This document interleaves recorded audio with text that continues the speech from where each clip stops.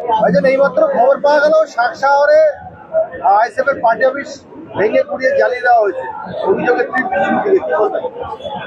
দেখুন, আমার কাছে তো খবরটা এসে পৌঁছায়নি প্রথমত। দ্বিতীয়ত, আমার ওখানে নেতৃত্বরা আছে, নিশ্চিতভাবে সেটা দেখবেন, ছাড়ের কোনো জায়গা না। তবে ব্যাপারটা হচ্ছে, এই যে পার্টি অফিস পুরানোর কথা যেটা বলছেন বা হিংসার কথা যেটা বলছেন, খোঁজ নিলে দেখুন 4 তারিখের পরে যে তৃণমূলগুলো বাঁচার জন্য দল চেঞ্জ করেছে, জার্সি বদল করেছে, তাদের দিয়ে হয়তো হয়েছে। কারণ আমরা দেখছি তো বেশ কয়েকটা দিন ধরে রাজ্যের বিভিন্ন প্রান্তে যেভাবে অরাজকতা হিংসা ছড়াচ্ছে, বিভিন্ন প্রতিষ্ঠানে আক্রমণ থেকে শুরু করে বিভিন্ন জায়গায় আক্রমণ কারা চালাচ্ছে, বিজেপি অবশ্যই, কিন্তু তাদের নেতৃত্বে কারা আছে দেখলে দেখা যাবে সে প্রাক্তন তৃণমূলরা। আর 4 তারিখে যেটা পড়া হয়েছে, আমরা বিষয়টা দেখব, আমাদের নেতৃত্বরা দেখবে, একটাও ছাড় পাবে না। ভাবেছে কি বিজেপি ক্ষমতায় আছে বলে বিজেপির ঝান্ডাটাকে সামনে রেখে, পদ্মফুল চিহ্নটাকে সামনে রেখে যা ইচ্ছা তাই করে নেবে, এটা কোনোভাবেই মেনে নেওয়া যাবে না, আর হতেও দেবো না। আইনি লড়াই হবে, ছাড় একটা হবে না।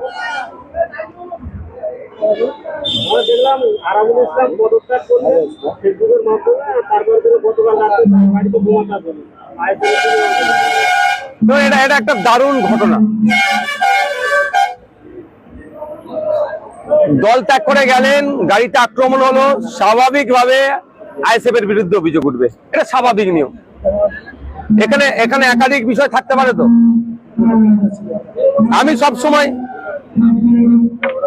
সব সময় হিংসার বিরুদ্ধে, আপনারা জানেন গতকালকে যে ঘটনা ঘটেছে তাকে কোনোভাবেই প্রশ্রয় দেবো না, কিন্তু কয়েকটা আমার প্রশ্ন থেকে যায়।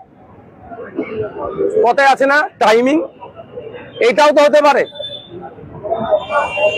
হতে পারে যে তার পাশে এখন লোক নাই, রাতের অন্ধকারে গাড়িতে আক্রমণ করিয়ে দাও, আক্রমণ করিয়ে ভাঙড়ের মানুষের সিম্প্যাথি নিতে চাইবো, একটা কারণ। প্রথম কারণ যেটা ওনারা বলছেন যে নাকি আইএসএফ মেরেছে, একটা কারণ। দ্বিতীয় হচ্ছে নিজেরা নিজেদের গাড়িতে আক্রমণ করি আইএসএফ এর নামে দুঃসাপ পাচ্ছে। তৃতীয় হচ্ছে এখন যতই হাত মিলাক না কেন, পুরাতন একটা আঁচকাঁচ কি আছে, কে বস হবে একটু বুঝার যদি থাকে বোঝে নেন, আমি নাম বলার প্রয়োজন বোধ করছি না। যতই ভেরি রিসেন্ট হাত মিলানো না, এটা পুরাতন আঁচকাঁচ কি আছে, কে কাকে জেল খাটিয়েছে তারাও ভালো করে জানে। সেই রাগটা মেটানোর জন্য হচ্ছে কি। চতুর্থ যেটা দাঁড়াচ্ছে, শুনেছি যে কারো একজনের পরিবারের লোকজন বিএলও অফিসটাকে তার বাড়ি করে রেখেছিল,